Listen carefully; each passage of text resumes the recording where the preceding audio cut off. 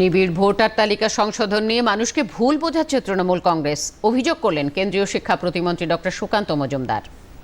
তৃণমূল কংগ্রেস এবং মুখ্যমন্ত্রী মিথ্যে কথা বলেন। বিহারের যে 56 লক্ষ চিৎকার করছে, তো সেই 56 লক্ষের মধ্যে কার কি না? 20 লক্ষ তো মৃত ব্যক্তির নাম। তো মৃত ব্যক্তির নাম কি ভোটার লিস্টে থাকবে আর তৃণমূল ছাপ্পা মারবে? মামার বাড়ি নাকি?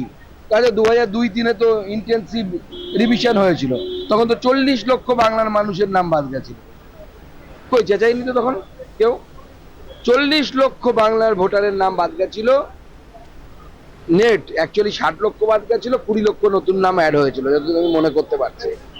তখনও তো হয়েছিল, তখন তো আধার কার্ডও ছিল না, আধার কার্ড বাদ দিয়ে হয়েছিল।